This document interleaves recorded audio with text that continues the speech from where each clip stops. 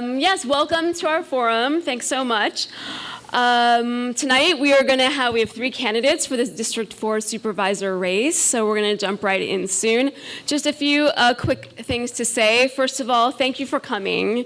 Like, really, thank you for coming and taking part in democracy. This is it. This is what it means to be part of a community and to participate civically. So we're really grateful to those of you who came out tonight, those of you watching on Facebook Live.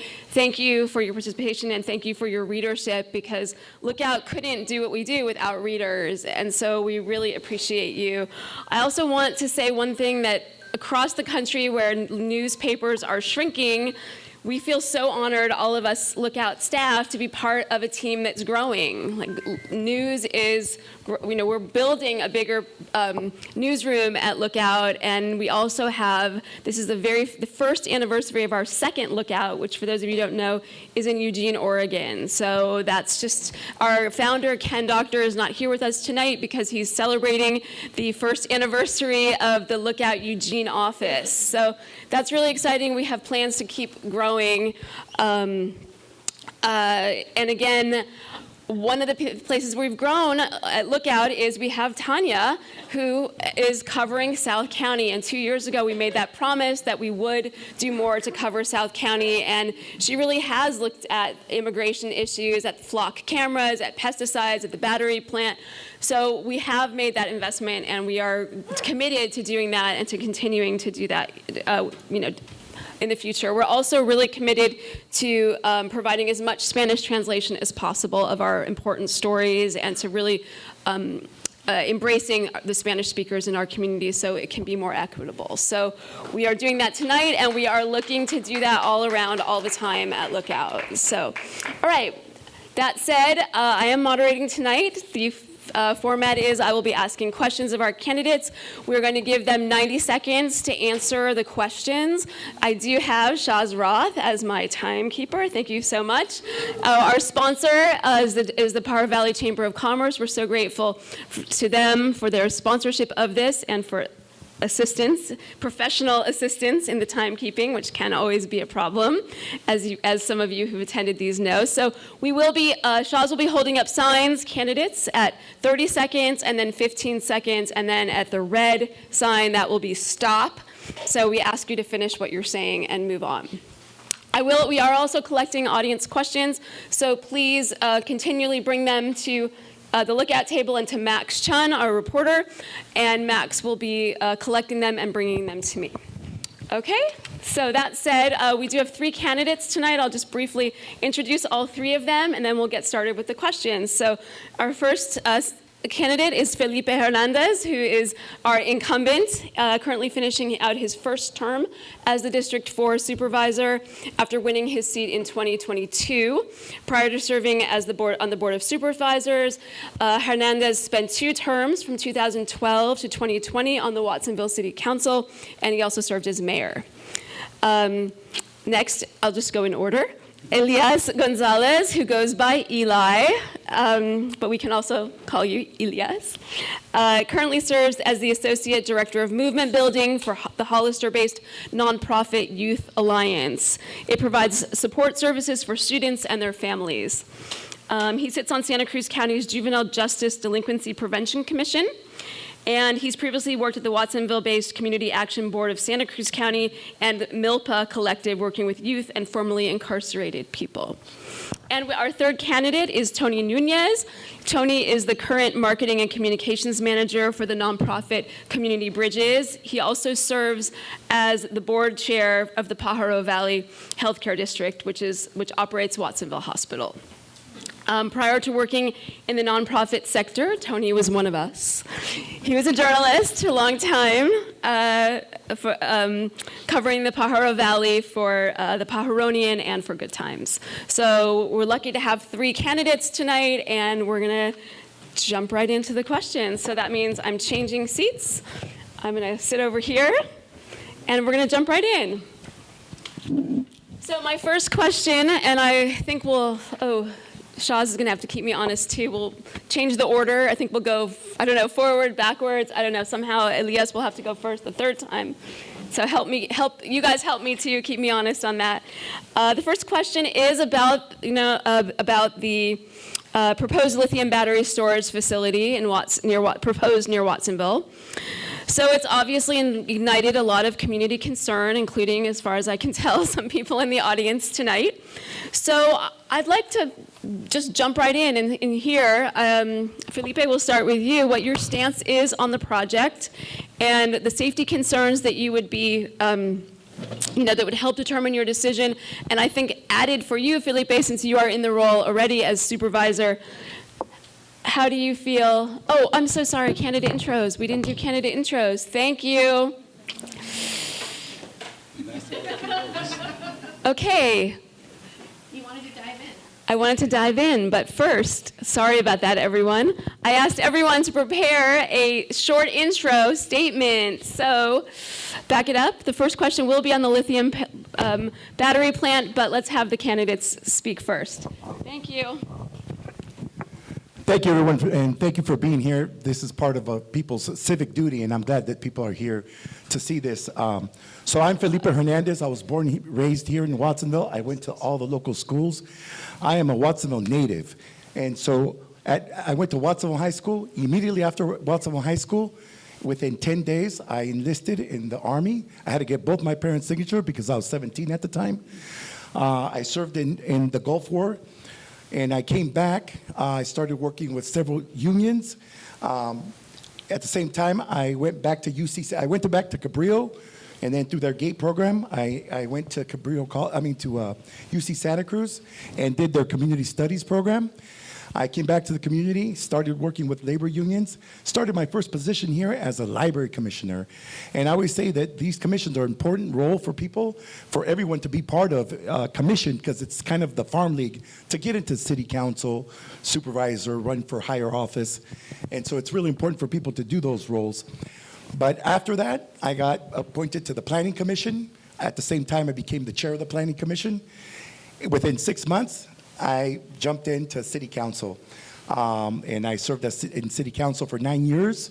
1 year I was still appointed, and I won that appointment against another gentleman that was also in the planning commission with me.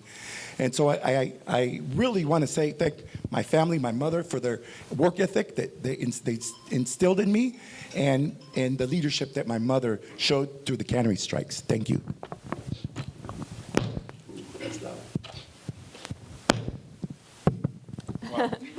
Buenas noches. First of all, I want to say thank you to the Santa Cruz Lookout for putting this together. I want to say thank you to each and every one of you for being here. Especially shout out to my family that's out here. So thank you for being here and always supporting me. My name is Elias Gonzalez. I was born and raised here in Watsonville, California. All my baby pictures are in this plaza, and I tell people I'm as Watsonville as it comes, right? Again, I would attend the local schools from McQuitty, E.L. Hall, and Watsonville High School. Did a little stint in Watsonville Alternative Education here, Watsonville Community, so learning about how alternative education also is working and what's not working, right? I attended Cabrillo College, where I was able to attain an AA in sociology. Another one is understanding, some of the issues and some of the systemic things that are happening. But I've also worked at the Milpa Collective, where we were able to bring actually cultural healing into the space, right? Talking about the healing of our community, because there is a lot of trauma. There's a lot of things happening in our community. There's a lot of young men like myself, consider myself still young, but there's a lot of young men, right, who are not having those conversations, right, who are not having these, how do we address trauma, how do we acknowledge their healing? So for me, it's really important to come back together in community, right, to build safety through redefining safety and what safety means, but also coming together as a village and doing this together more often than not, right? We only do this every now and then. What does it look like to do this all the time and come together as a village to find the solutions we need? Thank you.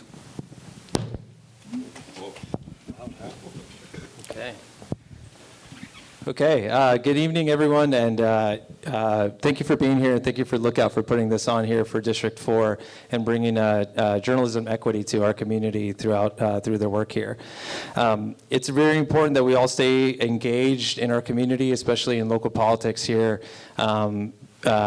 as we continue to see what's happening at the federal level, and we do not let that dissuade us from being active in our own communities. My name is Tony Nunez. I'm running for County Supervisor in District 4 because South County deserves leadership that shows up, works hard, and delivers. My background is not in politics. My background is in journalism. As Jody said, I used to be one of them. I used to run the Pajaronian newspaper. I did that for about 5 years as the managing editor.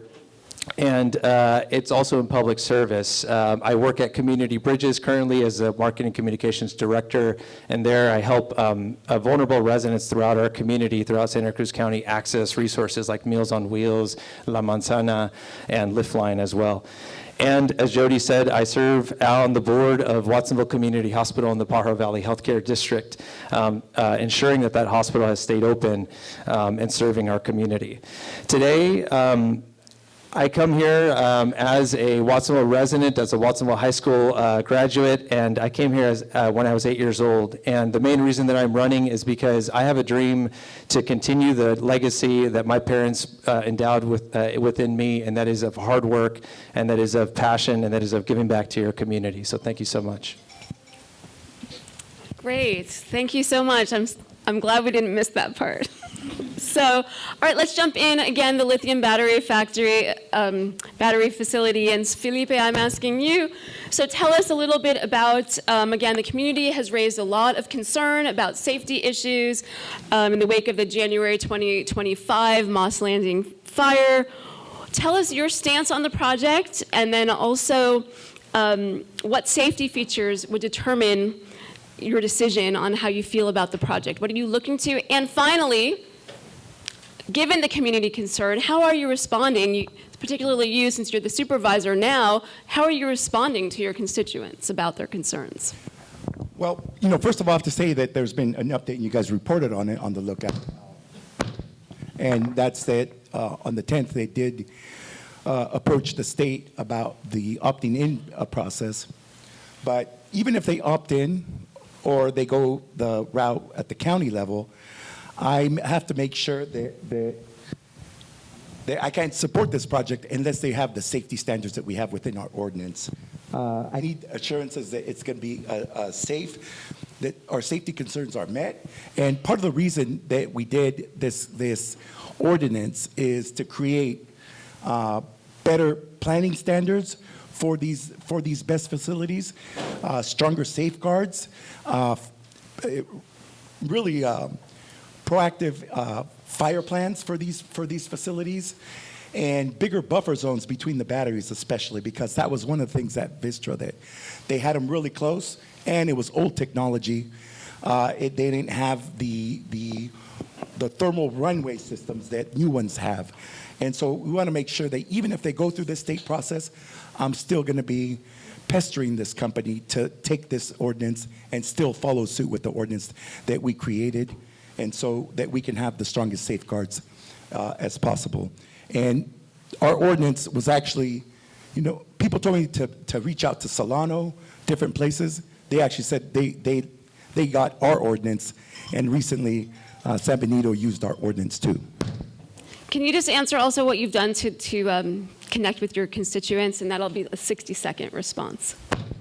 I attended one of the meetings that Vistra, that New Leaf actually had a while back. I attended one of those meetings. Folks in the community were invited, and I was there. There wasn't much attendance because it was pre-Vistra fire, so obviously there's not a lot of attendance. And I held a town hall meeting that was here with probably twice as much people to get concerns from people, and we created part of our website for the county. We put a lot of the input that we got from that meeting into our website for the best ordinance as well. Thank you. Elias, Stand. you may stand or sit, it's up to you. But it will stand, and will we stand?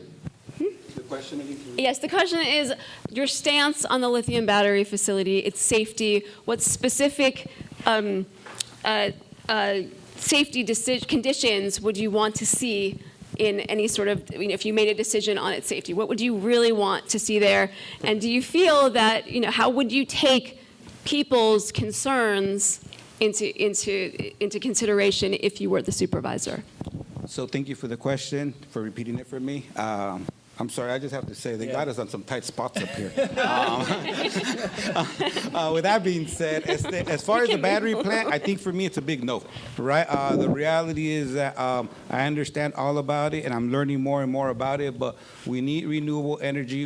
I believe that we need the storage. I just don't believe that we need it here in our community. Right, I believe that we need to do something, think about how we could do this, but I think we have, for me, from what I've heard and talked to community, I have not heard folks say they're interested in this. I have not heard one person tell me, let's do this. The most folks are telling me that they're against this. So for me, really, I stand behind community. That's what I stand behind, right? If community says we're not doing this, we're not doing this, and we're standing behind it, right? As far as safety, I think from what I understand, again, there's a lot of stuff that I have to learn here. There's so many things in so many different areas, but around this battery plant, for me, my understanding is that currently we let things burn, right? And for me, if that's what we did over there in Moss Landing, we just let it burn, that is not an option for us to have it here, to just let it burn to those people around the community, right? Who is in that community? It's immigrant community, it's farm working communities, it's agricultural land, but we also have our safety space, which is in the fairgrounds. Would be in jeopardy. So we have schools around. So for me, again, I'm a first stand on no. I'm not about this. We need to figure out how can we be safe about this, and how can we actually do it the right way with the community's input in it. Thank you. I'll stay seated, I think.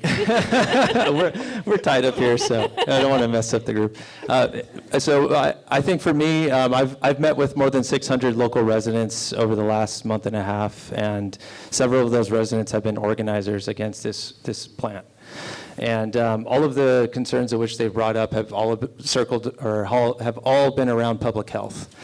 How is this going to impact the public health of the people living there?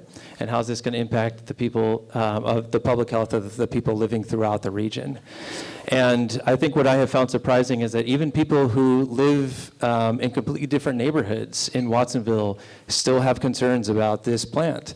And it's because we have seen what happened in Moss Landing, and we know that if we continue to allow this technology in our community, then that will happen again. There is, I think that speaking to the experts and speaking to the organizers on these types of plants and these types of projects is that there is good technology right around the corner, and we should listen to our experts in these fields and see if we can't put the public's safety and the public's health at the forefront of these decisions. Again, I don't say this just from my own opinion. I say this from talking to more than 600 residents throughout our community over the last few weeks, knocking on doors and going into community and listening to their concerns. And I will say this, I actually did speak to one resident who said, we should do this. And he said this in his own way with a Wayne Gretzky quote, said, we should skate to where the puck is going to be. And so we need technology like this. We need to get away from fossil fuels, but we need to do it safely. Thank you.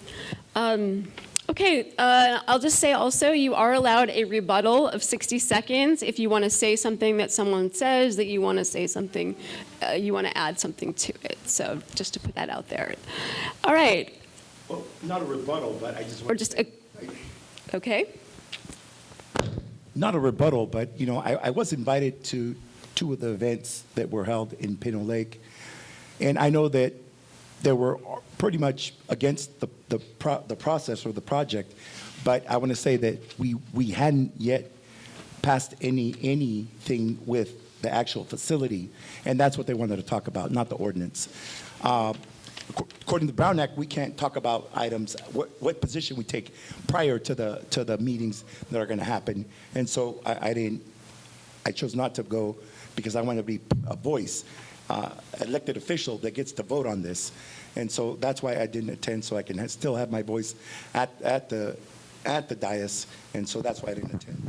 Can I do a rebuttal to that? I mean, I've been under Brown Act rules for 4 years at the hospital in the healthcare district, and it does not violate Brown Act rules to simply go and listen to people. Okay, let's hold the clapping. Sorry, but let's do that. Okay, let's move on. The second question I have, I guess we'll start with Tony and go this way, or actually no, we'll start with Elias and then I don't know. No. We'll start with Tony and go backwards. I don't know. Everyone's going to hold me honest. I'm not sure. Okay, Tony, we'll start with you. Sorry. I think it's no secret that Watsonville often feels itself an underdog in county decisions and planning. And so I'm wondering, where do you feel that South County is most underserved right now, and what one concrete action would you take in your first year or in your year being reelected to address it? I think you can pick multiple areas in which South County is underserved. I think for me, it's a lack of economic investment, and also understanding what economic investment our community wants and needs. And so you think about all of the issues that we have in terms of the social issues, and I know this very well from my work at Community Bridges, and also with the healthcare district and the hospital. The only way that we can afford to continue programs and not have to reduce services to our community is by bringing in more revenue, is by bringing in more economic vitality, is by bringing in new jobs and better paying jobs for our residents. And so that's at the heart of what I want to do here is, there's three things that I want to improve if I were to be elected county supervisor, and it's access, it's opportunity, it's an accountability in this role.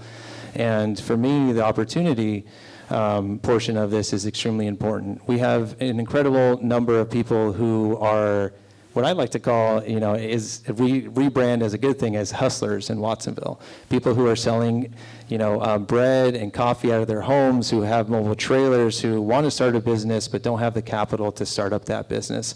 I want to change that. I want to be able to look at the folks who are, who want to give back to their community, who want to start a business here in this community, and who want the best for Watsonville and invest in them in the same way that they want to invest in us. Second again. I guess it would be Felipe being second, and then you would be third. That's the fair way to do it. You're second, and then Elias is third. Same question. Historically, Watsonville has always been underserved, and it has to do a little bit with the county dynamic, but also representation.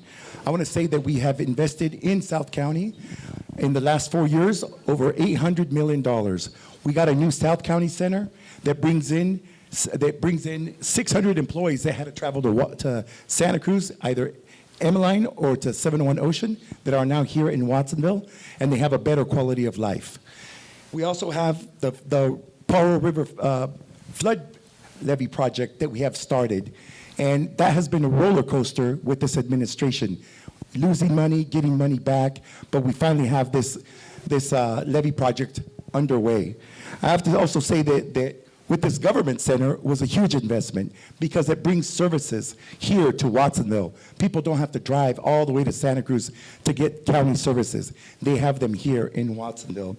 I also want to say that in terms of roads, there's always been, even back before Tony Campos, before Greg, during Balgard time, where investment was an issue with roads. We've had the most roads resurfaced the last 3 years than in the last 20 combined. And we have more projects that are actually funded, and we got underway happening this coming summer. So there's been investments these last 3 years within the county. We have the first county park in 63 years. 63 years, first county park. Other districts have more. This is our first county park, a 40-acre park.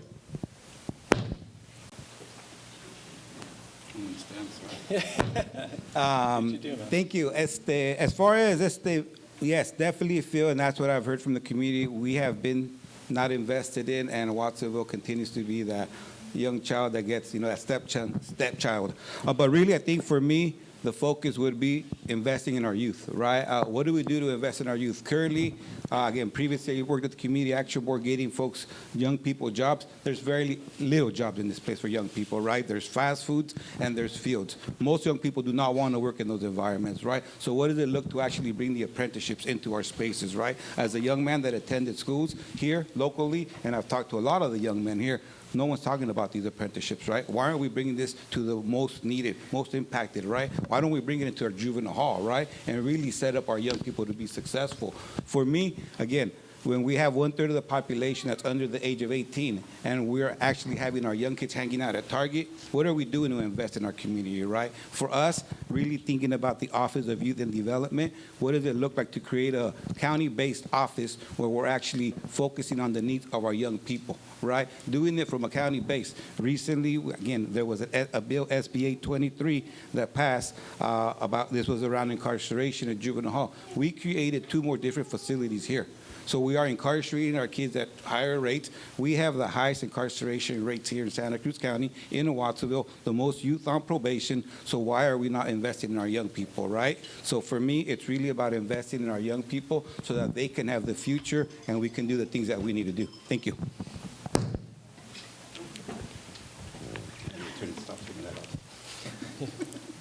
Right now, the county doesn't really track or publish spending by region. We're looking for that to try to see. And I'm wondering, would you support, it's Elias, it's your question. Would you support creating a transparent system to show how much invested in South County versus North County, and how would you implement that? Definitely would invest into transparency. I think it's key that as public officials that we are transparent with our community, that we represent the community, that we show up and show our face. Mama always told me, ¿con qué cara vas a ver la gente? With what face are you going to see the people, right? I have one face, and this is how I show up and represent, right? For me, ultimately, though, the second part of that was... How would you implement it? How would I implement it, right? I think for me, really, it's about working with community. I don't claim to have the answers. I claim to be a community member that comes together with the community to find the solutions. So really, for me, it's about coming together to find the solutions, but to be holding people accountable, right? And leading by example. It's important that I lead by example around accountability, but also it's important that we come together as a village to figure out what accountability is, because there might be different definitions for different people. So what does that look like, and how do we actually make that happen moving forward? Thank you.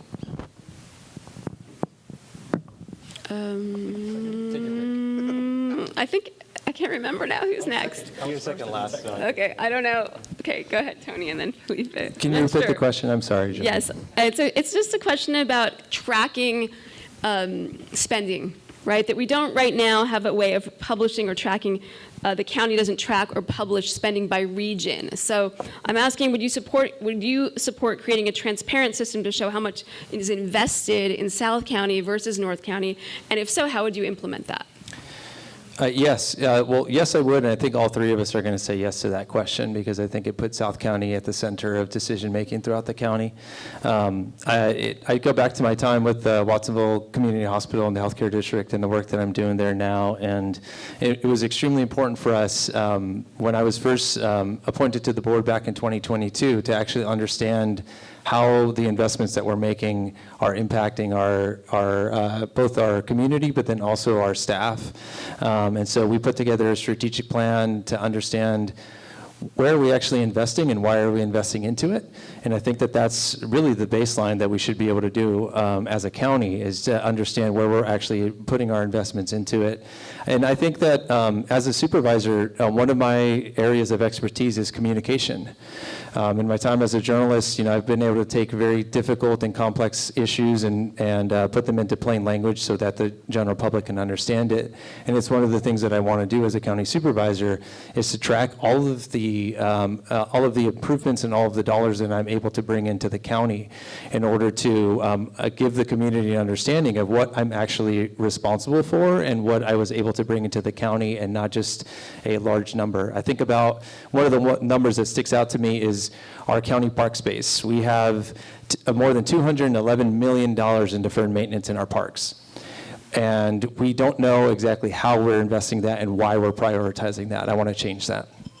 Thank you. Felipe. So, yes, like Tony said, obviously all of us are going to agree with that.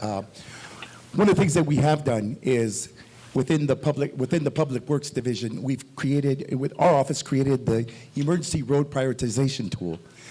And what happens is that when roads get fixed, it ain't a lot of times the Board of Supervisors that call for that, it's staff. And so we wanted to create a tool that looks at it with the lens of equity.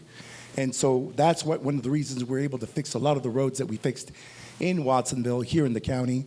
outside of city limits because of that equity tool that we use. My plan is to put that tool into place as part of our every department, as part of Parks Department, as part of every department that we have. Let me give you an example of what this inequity looks like. Who knows what the vector control is? Vector abatement, they look at the mosquitoes, any kind of pests that come. And so one of the things that is happening is that our area has the most water surfaces, and we have the most issues with vector control. Yet most calls come from North County. The majority of the calls, all the calls come from North County. And we're not the squeaky wheel, yet we have the biggest problem. You know, we need to hear from constituents about every issue that arises, any issue that arises. Water, for example, is an issue that's always brought up to our environmental department, but nobody brings it up to except for North County. Yet we got, I call it the red. The red is the bad water surfaces. And so we have to address that issue. Great. Let's just talk for a minute about the unhoused population in Watsonville. And if you could tell us, wait, I think it's Felipe's turn first. So what's one specific program that you would fund or expand in order to address homelessness? We really want to look at, trying to get you specific on this. Where would the funding come from? So what's a program and where would the funding come from? So one of the projects that I'm really proud of, I know that I took a lot of sugar lumps for this project, but the tiny homes project that we did, the 37 homes here to house the homeless, specifically on the levee. And so that's one project that even though it faced a lot of opposition and NIMBYism, we got that project through. The other one is the over 100 beds for a residential treatment center. So a lot of the folks have drug addiction issues, mental health issues. We have the old hotel over here on West Beach that's being converted, and we've done letters of support for it. I've had conversations with the governor's staff about it to make sure that we get these projects through. And so those are the type of things that we need more of. We need, both mental health, residential services, and of course housing like the tiny home projects. I think that's, no, you've been second the whole, I don't know. Go for it. Go for it. This and this. Yeah, okay, all right, well, then he's always second. He's second all the time. So as far as the unhoused population, I think it's really important that we change the narrative, right? I think the reality is that we have a lot of folks that are being incarcerated because of this, right? So I think it's important that we start looking at services. A lot of the folks that are incarcerated, that are unhoused, are dealing with mental health issues, right? So really, how are we actually acknowledging those mental health issues and those things happening at home?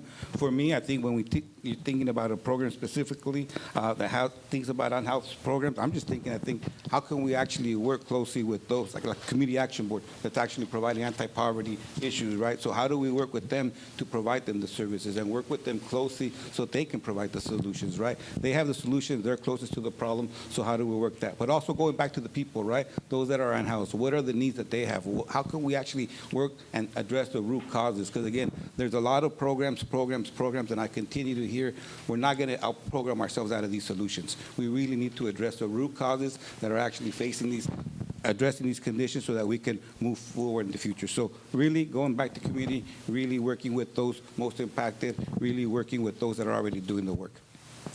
How would I fund it? I think, wow, I'm just going to leave it there and say that we would figure that out as a community.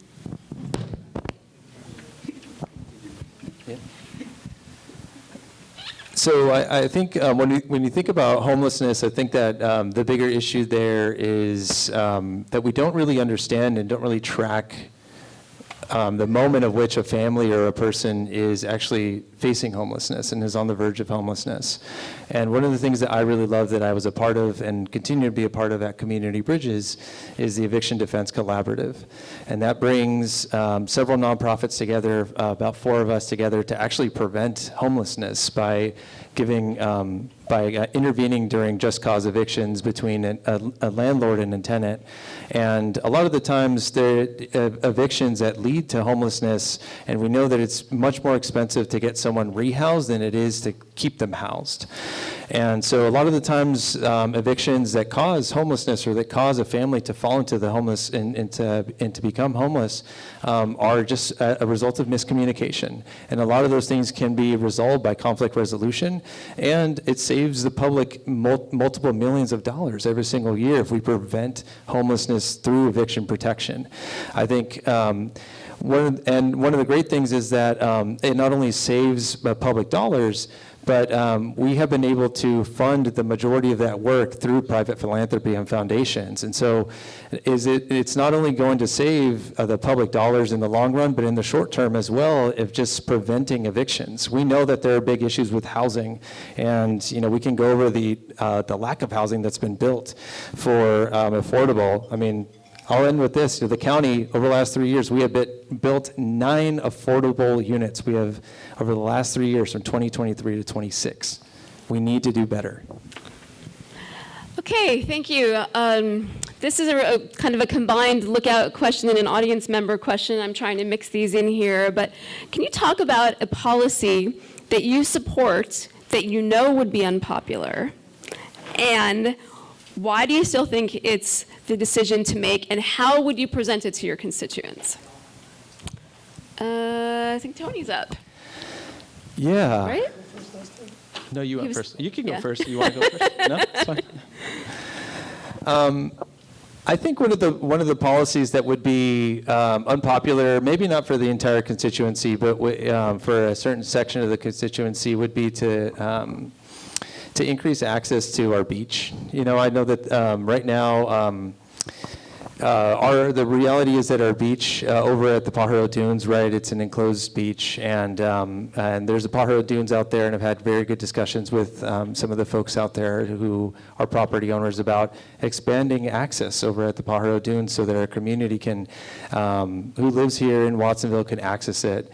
For those of us who understand the beach over in Watsonville and have gone out there, we understand that the parking is very limited, and that where people are allowed to park on the street is not safe.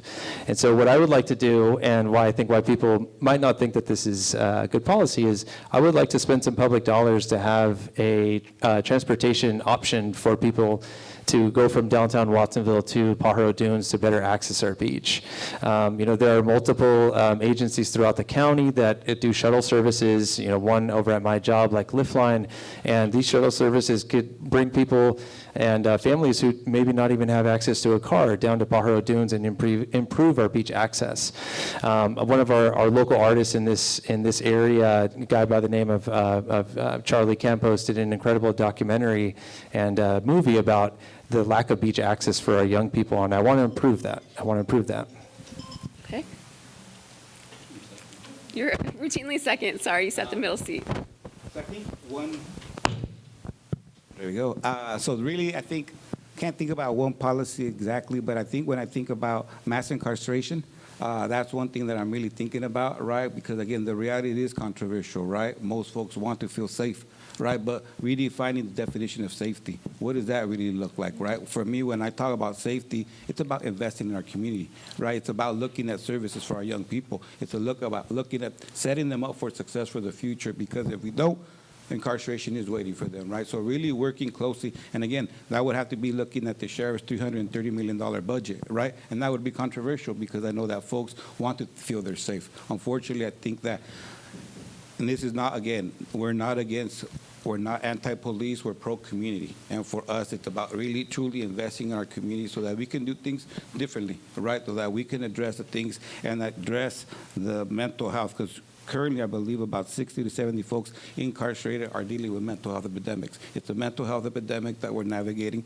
So how do we do things differently so that we can actually start saving those dollars, right? Working in our community, investing in our community, investing in the young people that we're serving to truly try to do something very different. Now, again, it'd be controversial, but again, there is research out there, there is data, there is a lot of folks across us, not just in the state of California, but also across the United States that are trying to do this and doing it very differently. Thank you.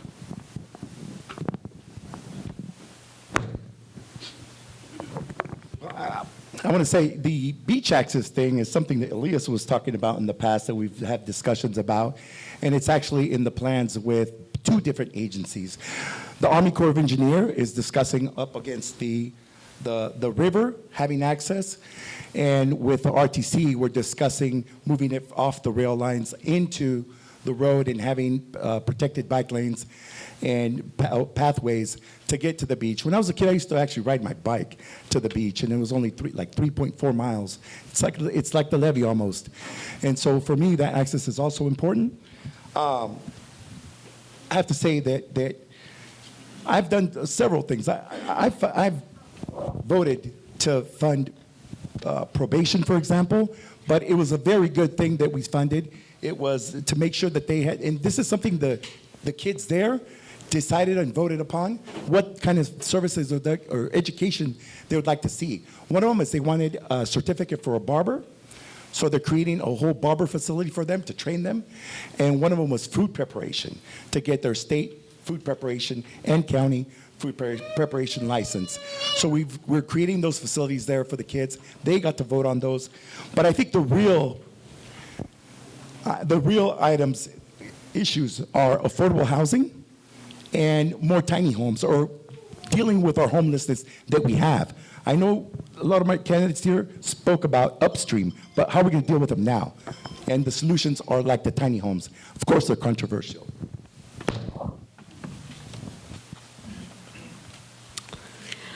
Okay, Elias, I think you're up now first. Okay. What is one promise you're making to Watsonville voters tonight that we can hold you accountable for, and how will you report on your progress publicly? And if voters feel like you're not doing a good job, how will you be accountable to them? And I guess, Felipe, for you, it's how are you accountable to your voters? That's a lot of questions. One promise. How will you be accountable for it, and what happens? How it's, what will you do for your constituents to make sure that you are accountable? So I don't make promises, right? Promises were meant to be broken. I like to say I have a palabra, and my palabra is what speaks for me, right? I've gone across the community, and that's what speaks for myself. Something I was raised with, something I practice, and something I live with, right? My palabra is very important to me. It's what I have.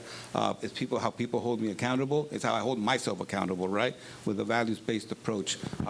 Really, I think when it comes down to it, it's about building relationships. It's about making connection with community, and it's really about building with each other, right? That's my intention. That's how I build. That's how I connect with people, right? And through those approaches, I'm able to work together with each other to bring, everybody from the table and to work together to find those win-win scenarios. So really, what you can get from me is that you will have someone that's going to show up. You're going to have someone that does the work. You're going to have someone that works hard, right? We've been working hard all our lives. Unfortunately, we haven't been seeing the changes, right? I've worked hard all my life, and I haven't seen some changes in my community. So I think for me, what you will have is someone that works hard, someone that shows up, someone that works hard with you, and someone that's in relationship with you, trying to build this community with you together.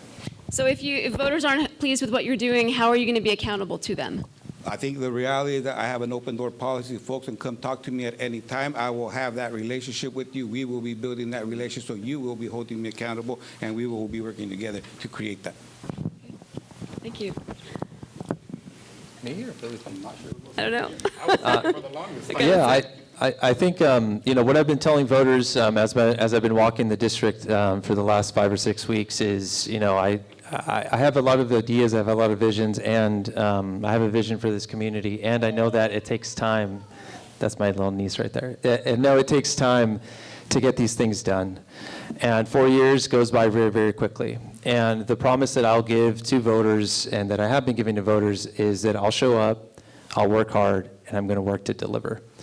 And I think that that's been resonating with a lot of voters because they're not seeing that right now.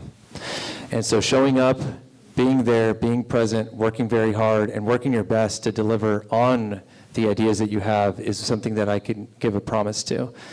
One of the things that I want to do in my first 100 days is I want to have a 100-day listening tour with all of our partners across the county.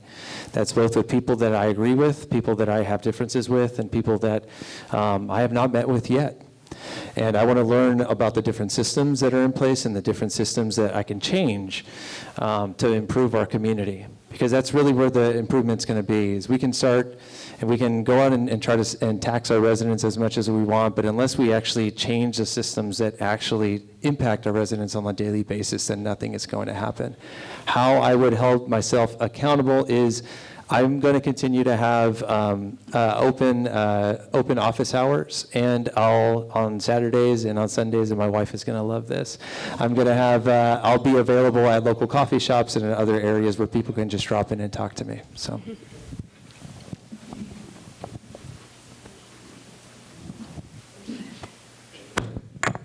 You know, when it comes to the campaign trail, there's often many promises. I didn't make any promises. I did hear a lot of constituents talk about Green Valley Road.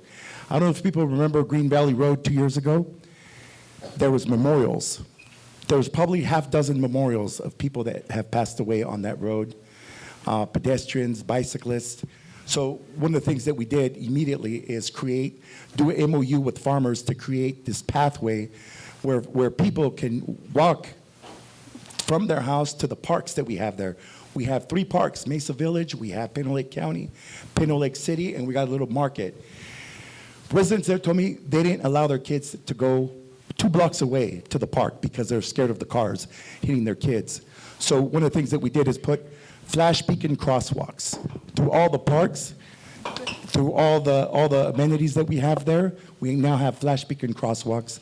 We have a path. I drove down there the other day. Most of the memorials are gone, but I see families walking with strollers, kids on their bikes, kids going to the parks on their bikes. And it's because they have a safe bike and pedestrian pathway now. And so those are the kind of things that we got to bring in for our community. You know, they talked about parks. We brought in a new park, and we're going to reinvest in Mesa Village Park as well. We're doing improvements to our neighboring park in Pino Lake County Park. So we have a new skate park coming there. Thank you. Felipe, would you say that you have been responsive to your constituents and that you show up for them when they are complaining about things? Because again, we've had people say to us, we've heard that we're worried that he's not showing up. So what would you say to those people? So other than the best meetings, I want to hear what specific things. I showed up to everything. I put everything that I do actually on my social media, and it's quite a lot of things. So I just want to say that other than for legal reasons, that I didn't show up to these best meetings, I showed up to everything else. There was some concern about the RTC meetings. We heard people write to us, and some other meetings that you haven't been present at. But you I've said attended every RTC meeting until I put an alternate. Okay. Every board meeting, every MBARD meeting, every AMBAG meeting. As a matter of fact, the Parolian ran a story several years ago about the best attendance for everybody. And I came in 3rd place with missing 2 meetings in 9 years. And Lowell and Oscar were number 1 and 2. Okay, let's talk for a moment about pesticides. And I have a lot of audience questions that I'm going to take. And we've also asked tonight for each candidate to prepare one question for one of their opponents. Moving to that in just a moment. But let's talk just for a moment about pesticides. And we know that the state controls pesticide regulation. That's been an ongoing issue. And given that, what power do you as a supervisor have to limit exposure? What lever can supervisors use to impact the Department of Pesticide Regulation and these decisions? So, sure, Felipe. So you're correct in saying that the state does regulate this, and there, in terms of violations, there's been several, but not a lot. But I do want to say that I agree with the buffer zones that some of the advocates are fighting for. I think that it's going to be a difficult proposition because it's up to the farmers if they want to do it. It's not up to Driscoll's. Driscoll's consults many of these companies as well as all the other berry companies, but it's up to the individual farmer to convert to organic or to sell their property. I've talked to several legislators, congressional members actually, Zoe Lofgren, that actually got $750 million to change one farm to organic in Santa Clara County. Now we're talking 6 different schools that exist, several farms, probably less than a dozen. within our school district's jurisdiction. So we've talked to both Zoe, because it is in Monterey County. I talked to Pineda's office and Adam Schiff's office. And so with the Farm Bill, we're going to try to get $9 million to do sort of a farm aid for farmers that want to convert to organic. I was told by the Farm Bureau and by Miles Ryder that there might be several that won't convert for philosophical reasons, but we'll have to buy them out. And so we might ask for $11 million for this project, a pilot project that we have here.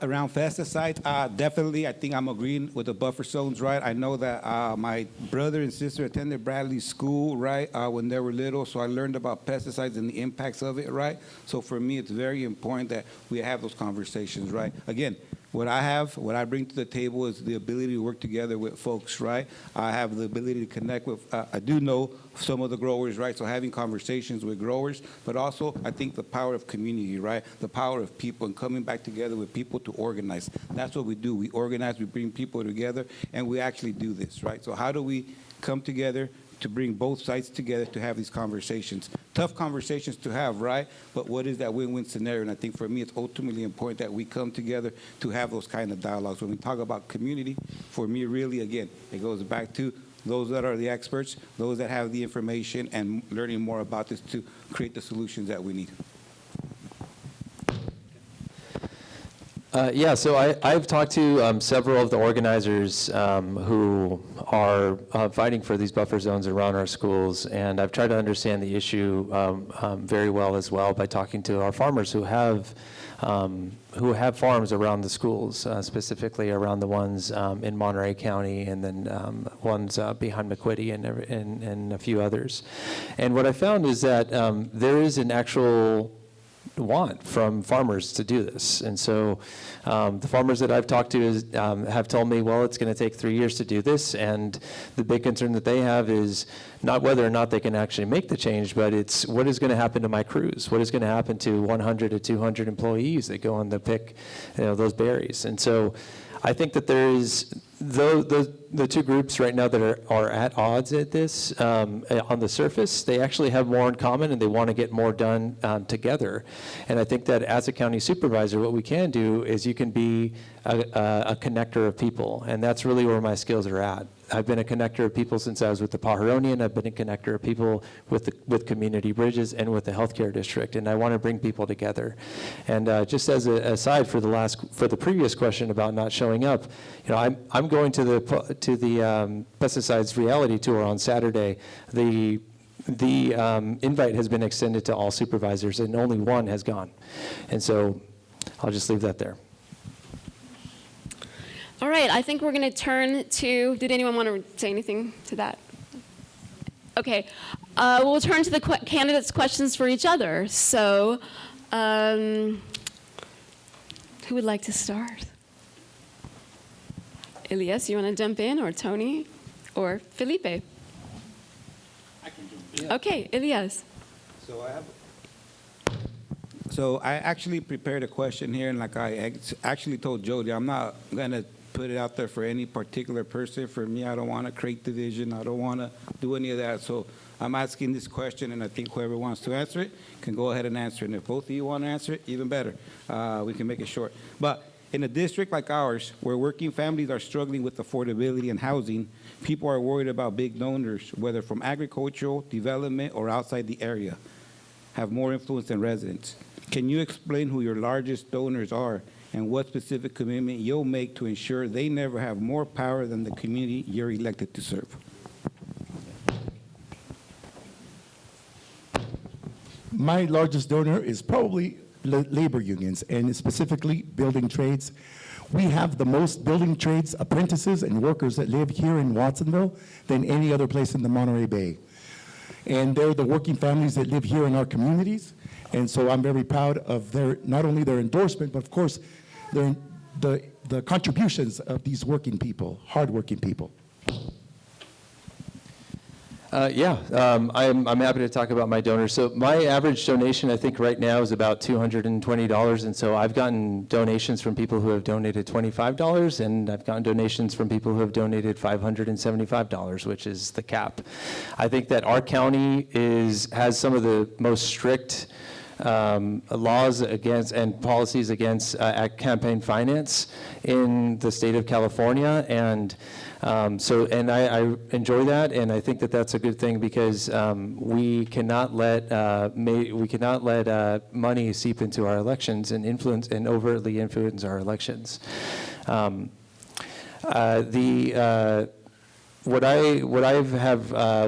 my strategy has been to go out and get donations has been to talk with people throughout the district. And so, like I said, I've talked to more than 600 people throughout the district. And I know that I have a big challenge in front of me. I have an incumbent that we're trying to unseat. And so I have also gone back and talked to people who trust me and who believe in my vision. I've talked to people who invested in Watsonville Community Hospital when we've pulled it out of bankruptcy. And those are donors that came from all over the county that understand and want to invest into Watsonville. I've talked to people who I've met through Community Bridges who understand what we do and understand the programs and the impact we have. And those people want to invest into Watsonville and want people to have the services that they need here. And so, but I am always saying that my donors are investing in me and they're investing in my vision, and I'm not going to back down in that vision that I have for our community. Felipe, do you have a question for someone? So, at our county, every county right now is facing budget deficits. Ours was at 22 million. We had to tighten our belts and decrease every department by 17%. We're down to about 3 million right now. Despite all that, we still put in money for the hospital. We still forgave loans for the hospital. And we're still continuing to do a lot of work. I want to ask, there's been discussion about childcare. How would someone propose to provide childcare for everyone in the city? What money is it going to come from? Is there a special relationship with Donald Trump that we don't know about, or the governor? But how would that money be provided? I'm assuming that's a question that's aimed at me. One of the things that I have talked about to local residents and especially families is we understand that housing is very difficult to get built. And like I said, the county has done an awful job in the last 3 years from 2023 of building housing. They've only allowed 9 permits to be pulled at the county, in the unincorporated counties. In the city of Watsonville, there has been 10. In the city of Santa Cruz, there's been 378 permits for affordable housing. That's low-income housing and very low-income housing. So we need to do better for our families. The other thing that local families say, and especially young parents, is childcare is $2,000 to $2,500 or more every single month. And that is putting the biggest pressure on me. And I'm very lucky that I have free childcare. My aunt, who's sitting right there, has my son 2 days out of the week. My mom has him a day out of the week, and my mother-in-law has him 2 days out of the week. If I was not able to have that, I would not be able to live here with my wife. We would not be able to afford that. And so I understand that it is expensive to provide free childcare or low-cost childcare. What we have seen is that the city and the county of San Francisco actually put in a tax for property owners in that area of more than $5 million. Property owners who have property of more than $5 million. So a wealth tax, essentially, to actually fund free childcare and low-cost childcare. I'm not saying we do that, but there's initiatives out there that we should look at to actually move that forward. Okay. And I do have a question. Yeah, I have a question. So Supervisor Hernandez, on your campaign statement, and I think you said it earlier as well today, you say that you have brought in $850 million into the county and specifically into our region of the county. Can you give us a line item for that $850 million? When were those investments secured and your exact role in securing those investments? The Levy Project, the new park, Green Valley Road, and then we have the huge investment in 150 and 500 Westridge to bring 600 employees here, so they don't have to go across Highway 1 to Santa Cruz, and they don't have to pay an extra 3 hours of childcare because they work and live in Watsonville. So the levy was, that funding was secured, and I don't want to take anybody's credit, that funding was secured by Zach Friend and Jimmy Pineda several years ago. The park was purchased by Greg Caput several years ago, and I think that that's going to be very difficult for us to continue to build that out. Most of those projects that you just said do not add up to $850 million, and so I'm wondering, where does that $850 million come from? And what was your exact role in securing that? Of course, advocating for all the road projects. Just the Green Valley project was $64 million alone with the pedestrian path. We have the park, of course, and investments here is also with our social services. We provide a lot of funding for social services. One example is through our funding is the program that he was talking about for the eviction notification, for the evictions. We provide funding for those type of programs for our county because we also think it's important. And so those are the kind of items that we provide for funding for. Okay, it takes 3 votes to do anything in the county on the Board of Supervisors. So let's hear from you. Who are you allied with? Not you, you'll be last because you've got experience, so we know that. Tony, we'll start with you. Yeah, I'm happy to talk about this. So have a good relationship and have been endorsed by Kim DeSerpa, who's on the current Board of Supervisors as dual endorsement. Also, Supervisor Manu Koenig has recently endorsed me as well, and so I'm very excited about that. And I have a good relationship as well with Monica Martinez. We worked on different issues in the social and human services sector as well. And although she did not endorse me, her staff has been a part of the immigration coalition, of which I chair the communications work group. And I've been very excited in working with her staff and advancing the work of the county's ad hoc committee for immigration called SHIELD forward.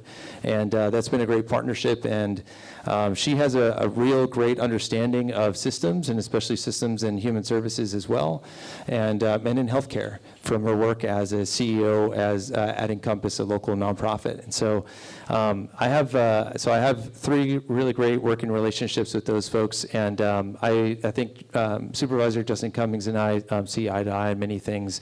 He was when we had our issues with our ICU at Watsonville Community Hospital, he was a great resource and connected us with Senator Adam Schiff and our other senator as well for their office so that we could advocate for federal dollars to potentially come into Watsonville Community Hospital.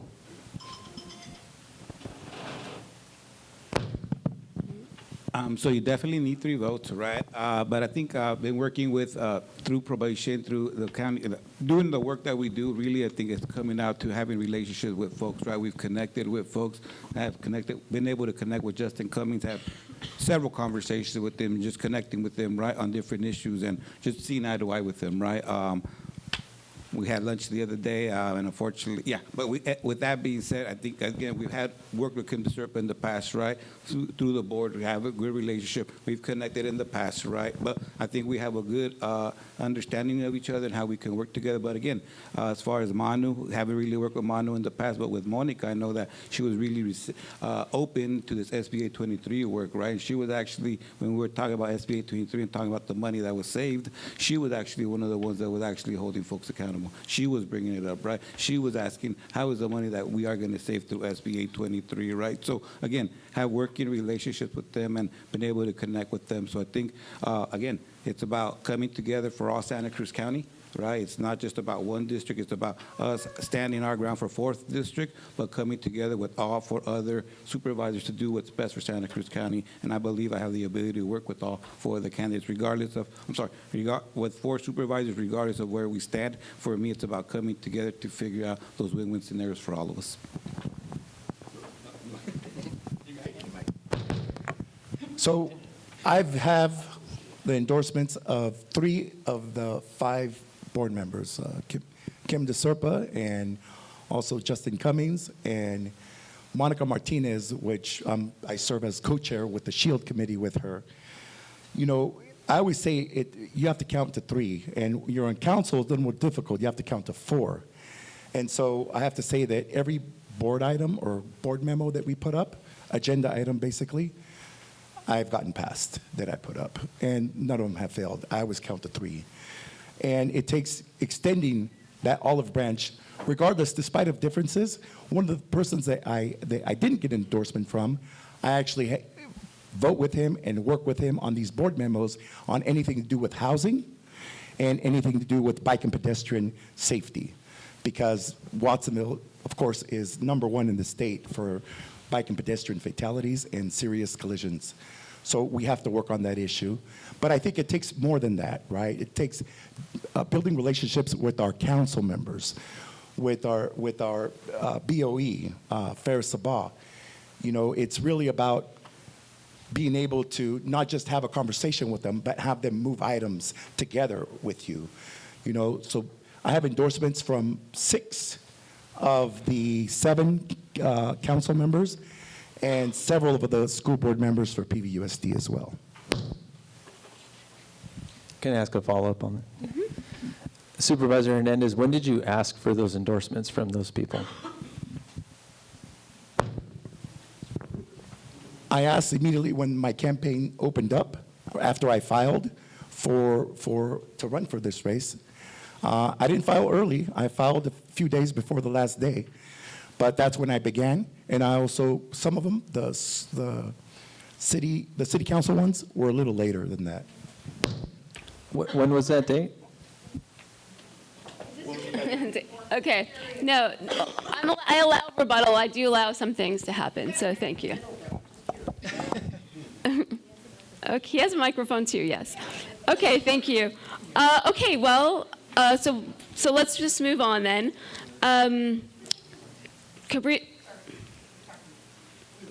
So we have been talking to some young people about their concerns, and we've asked some young people to participate in the questions. And we do have a couple questions from our youth about how they can possibly afford to live here. They're making $60,000 a year if they come out of college. What's your plan to make it possible for someone like that who comes out of college, who's making $60,000 to live in Santa Cruz County? I don't know. Let's start with Elias in the middle. Talking to the young people, I know that they're in the space. So first of all, thank you for being here. I think that it's important that young people are here because most of us are older folks in the space. So thank you to the young people that made it here, right? As far as, again, that's the reality, right? We live in one of the most expensive counties in the United States. That's something we're all navigating here, right? But for me, again, when it comes down to living here, that's the million-dollar question that I've been asking myself with my kids, right? They're telling me the same deal. How can we live and stay here, right? So for me, really looking at it as from a community perspective, going back to our village, looking at what we can do, looking how we can build, because the reality is that we got to do something very different, right? Whether it's looking at, again, that's just one of the questions that I'll probably have to brush up and get more information on. But for me right now, it's really working with our village, trying to find those alternatives and trying to do something very different for them. So that's what I can say right now.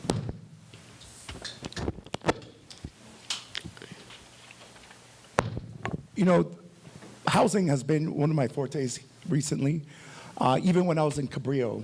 I'm glad that I got to work with Matt Waitstein. He actually was a planning commissioner, so he asked me about housing. And I asked him that, why don't we do it on Cabrillo property? Why don't we look at properties that we could look at? We need to do a housing feasibility study. We did that housing feasibility study, and we got it funded for 624 beds for young people that are going to be college students there in Cabrillo.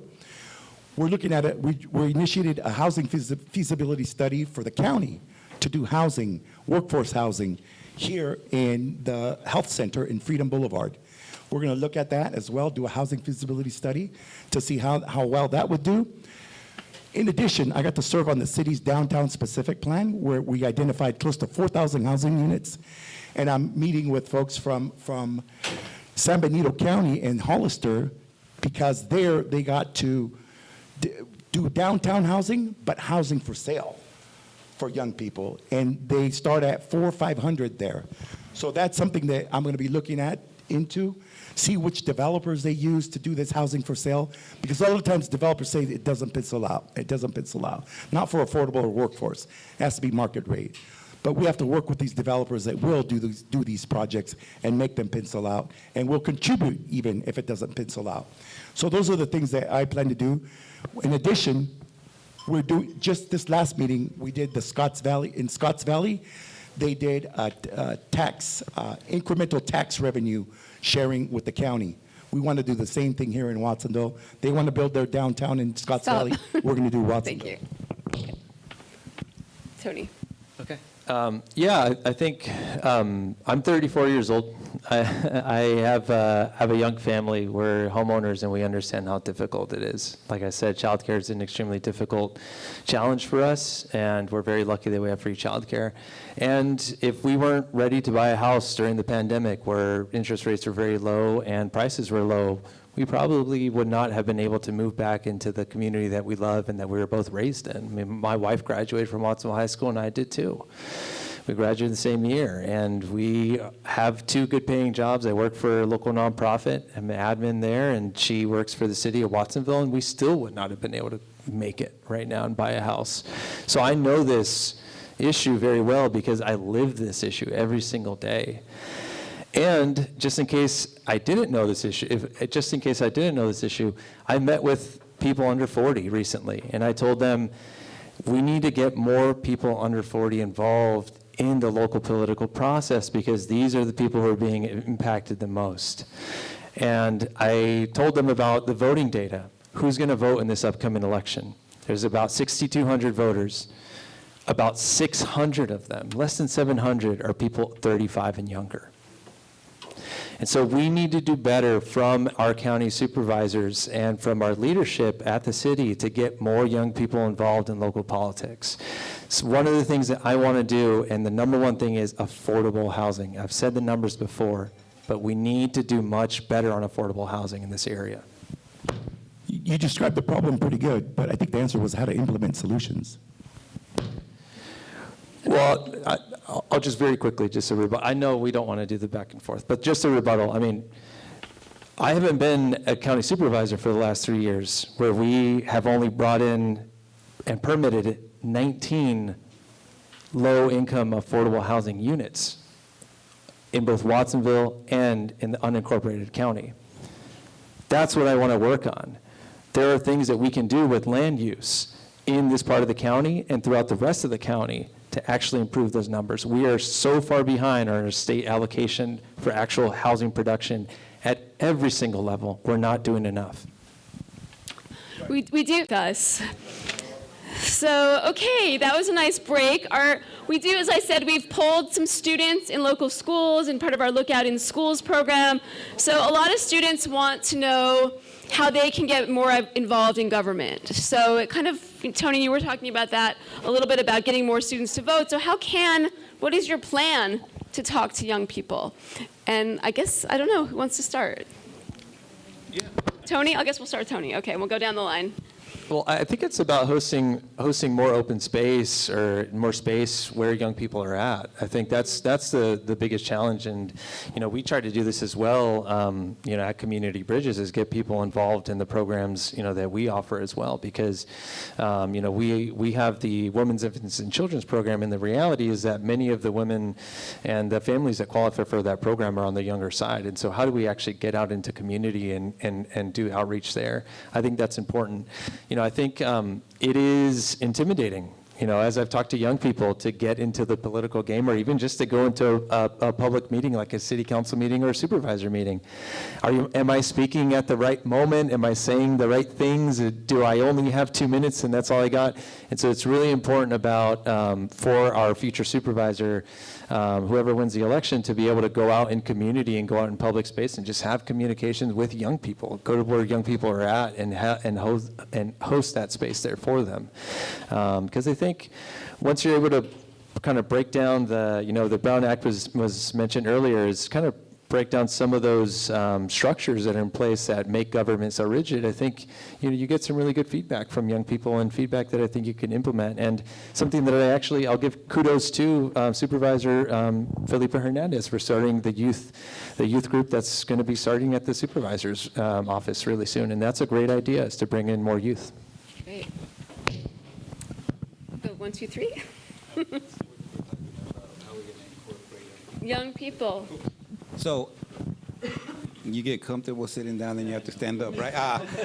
But again, real quick, as far as involving youth, I think it's really important, again, Tony stated, that we go to where they're at, right? It's important to meet them where they're at, and the reality is that county government or any kind of government, it's very intimidating, right? Young people, and even some of us, do not know the processes, right? How do we get into it? Where do we speak? Where do we talk?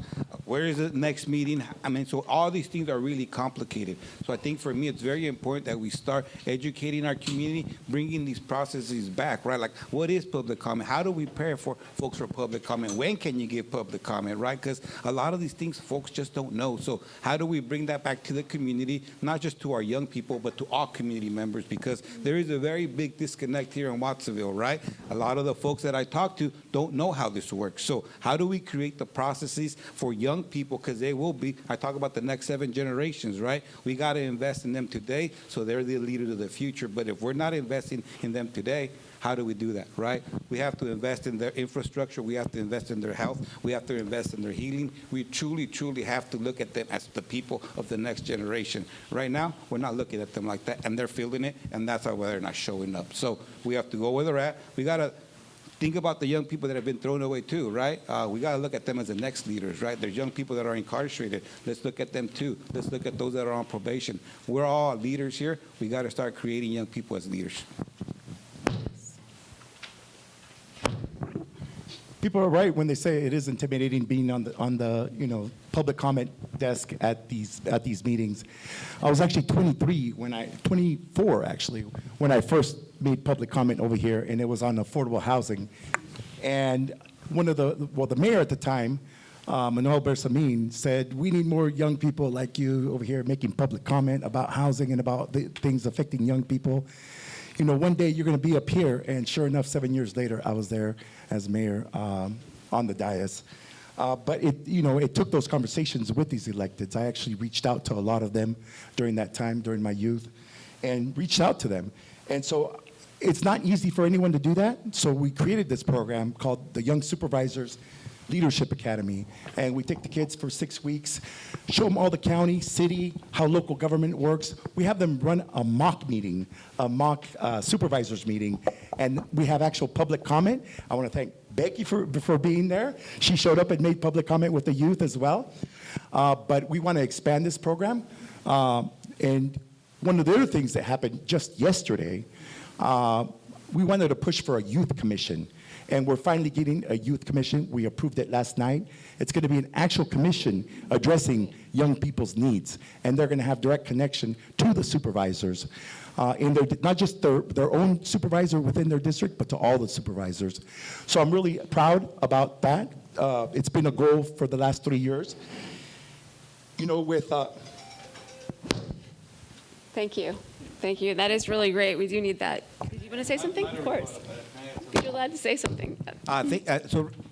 Makes it more dynamic. Yes, really quick. So I did want to add that, I think one thing that we have done at the Juvenile Justice Delinquency Prevention Commission is included youth on the table, right? We want to hear from youth because you have a bunch of grown folks like us talking about issues for young people. So we've actually incorporated young adults in the commission, right? Last week was the last meeting that I chaired, but we actually nominated one of the students to be our secretary, right? For us, it's about putting them in that space to be the leaders that we want, right? How do we do that? We put them in the spaces, we help them, we guide them, we support them through the process. So mentoring them, right? Putting them in the spaces to mentor. So that's one thing that we have done and that we should be doing more of, right? Putting our young people in the spaces to lead and to actually hear from them, because we're trying to find the solutions here when in reality, they have some of the solutions.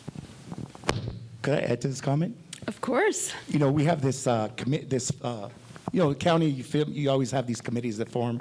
We had one called Santa Cruz Like Me. The reason is because of all our commissions that we have, about 99 99.5 were over the age of 65. And not Latino, they're all mostly white people that were in these commissions that were running, that were dictating, not dictating, but suggesting to us their suggestions, how to run the county. And so, Eli helped out with this too as well. But, we're able to change that narrative. And within my commissions, I want to say that I do have the youngest population of commissioners in all five districts. Nice. My next question, I'm gonna combine two questions. This is kind of a fun one. So, what do you want Watsonville to look like in 10 years, and why? And what kinds of jobs are you looking to create? There's some young people who are thinking, what kinds of jobs are gonna be out here for me in 10 years? So, who's first? All right, we got a taker. Well, first and foremost, I do want to make sure that we protect our agriculture. It does feed not just the state, but the country. And we have to preserve those jobs. But a lot of jobs having to do with ag tech, I think those are the type of jobs that we got to bring into Watsonville. We have a lot of agriculture here. They use a lot of different technology, whether it's monitoring, drone technology, but we got to make sure that our young people get access to those jobs and are trained for those jobs. I'd like to see more, not everybody's going to go to college, I would say I wasn't supposed to go to college. But for folks that chose that path, I think we have to bring in more of the building trades. We have apprenticeships with let me give you one example, sheet metal workers. As an apprentice learning, you get $60,000 as a student. They pay you $60,000 to be a student. And then you later on you make 80, 90, 100. Electricians, I don't even want to mention how much they make. They make more than the supervisor, more than the department head. And so I'm thinking of changing over to electrician. But those are the type of jobs that we got to bring in, both tech and continue with more of the building trades. But we have to have the structure in the schools and the curriculum to make sure that we show the kids that there's these options available. When I was in college, when I was in high school, I didn't know any of the college, that I can go to college. And so it didn't happen until I came back from the Army that I attended career college. Question was, how do I want Watsonville to look like, and about jobs, right? So I think as far as, I grew up in the 70s, right? Late 70s, where I grew up here in downtown Watsonville on top of the Fox. We literally were able to walk downstairs and see Main Street jumping and happening, right? There was cruising, there was people, and it was live, right? And that was in the 70s. I wonder what there is, and I was in downtown the other day just with my granddaughter in the plaza, and I'm seeing, what can I do here? And I looked around, and there was nothing on Main Street. So what I'm thinking is, how do we actually make Watsonville live again for our community? There is nothing for our young people to do here, right? People, young kids are hanging out at Target and checking out prices. That's what our young people are doing here. So I'm actually apologizing to our young people, because it's actually sad, right, that's what they have to do in our community. When we grew up, there was a lot of different things to do. So as far as employment, again, I mentioned working at the Community Action Board. My job as an employment specialist was to hire young people, right, and there was very little to no jobs. Right, so for me, really working with the County Office of Education, I know that there was certain programs that supported our young people, right? Really working with Digital Nest, right? They're doing a lot of great work out there. My little sister over there works there. So again, we see the great work that's happening, and then really talking about the apprenticeships. How do we bring the apprenticeships back into our community? Because again, that's the kind of money we need, right? That's the kind of money we need to live in this area. So we need to bring those apprenticeships specifically to the young people that need it the most. Thank you. Yeah, I'll just start off by saying that we need to protect our agriculture, because that's what gave my family a start, and that's what a lot of our families here have traced their roots back to, is coming over here, working extremely hard every single day, and giving your family a fair shot at a different future, right? And my grandpa was a bracero, and he gave an opportunity for my mom to live a great life, and then my mom passed that down to me as a blue-collar worker to give me an opportunity to be whatever I wanted to be. For Watsonville, I mean, what I remember, I grew up in Watsonville, just right around the street here on Rodriguez Street, and I remember walking down the street and going to the Fox Theater, and I know some of you know, and I've written a lot about reopening the Fox Theater, and with the idea of it being an anchor for our downtown.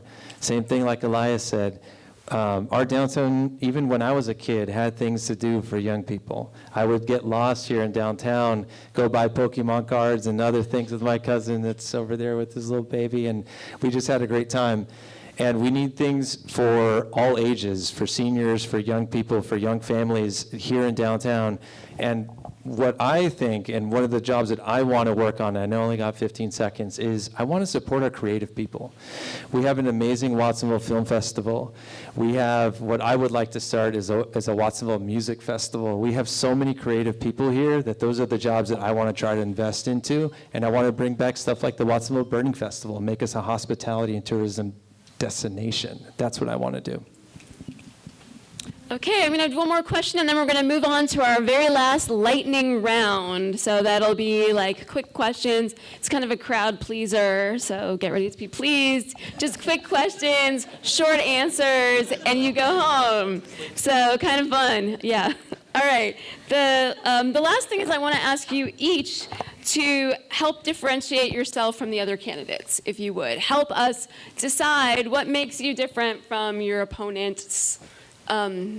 Yeah, help us. So, who's ready? I've lost track. Really? Well, I'll go first, but Okay. I have to say, we have some folks here that are past electeds, I think, some current electeds. And I have to say, I've been council member and mayor for 9 years, and it's a steep learning curve for anyone to learn this job. And so I've been delivering. From Ramsey Park, the first meeting that we had, intergovernmental meeting, we brought up the subject with Rivas there, and we got it funded. But it takes, you need to know how to do this. And so getting projects funded is nothing easy. It takes time. All government takes time, but it takes relationships, right? Not building relationships, you have to have those relationships already established to go. I came in running. There was a flood that happened the very first day that I took office. And I had to go to Tractor Supply to get the gators and go out there on College Road, Interlake and Anderson. I was up to here in Anderson watching the kids on their rowboats there on the road. But that's what it takes. It takes commitment to actually build these relationships, extend olive branches with people you don't have relationships with, and make something happen out of it. You can't do it alone. It takes not just an army, but it takes a relationship with the right people. And so that's what I've been doing. That's how we get roads delivered. That's how we get a new park. That's why we're talking about creating a community center with Supervisor DeSerpa. And so a lot more things that are going to be delivered. What makes me different than... Yeah, it's different. Help us. Voters don't necessarily know you so well, so help us understand. I mean, Supervisor Hernandez, we know him the best because he's been in office for 4 years and has been a public figure, but neither of you have held office before. Definitely. So thank you. Great question, right? How am I different than folks up here, right? So I think for me, really, again, I want to say first and foremost that I never wanted to run. I never intended to run, right? This was nothing I wanted to do. I'd rather be home with my grandbaby and just hanging out with her, right? The reality is this, though, that when I was approached by community, right, I stepped up and decided to do something differently, right? The reality is what I've heard from community is that we need representation. We need folks to step up, and that's what I'm trying to do, right? I'm a community member first and foremost, right? That's what I bring to the table, a community member, not a politician, right? So I'm going to put community at the forefront. That's what I've been doing all my life, putting community and organizing with community to do what we need to do collectively, right? It's going to take all of us. It's going to take us building this future together. So really, well, again, I say, and probably with other folks, my palabra is the most important thing to me. My palabra, my integrity, and my honor. I think it's how I show up. It's how I represent. At the end of the day, for me, it's really about moving from an integrity-based approach, right? That's how I've been moving.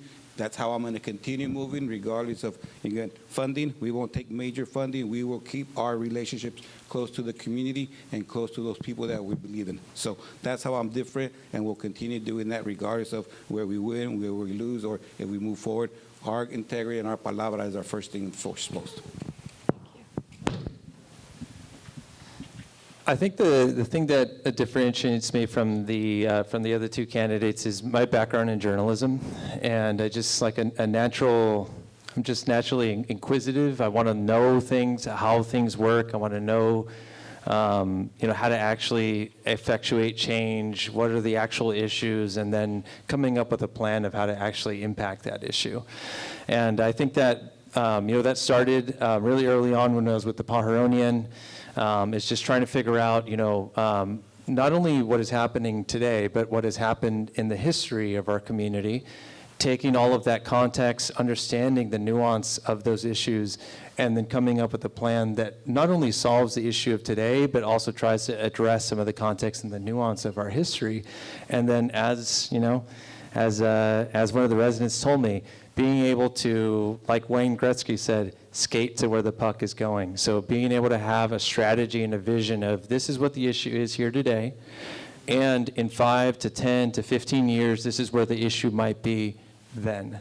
So how do we actually put together strategies? How do we put together plans and programs to not only build the Watsonville that we need today, but that we build the Watsonville in South County that we need in 10 to 15 to 20 years?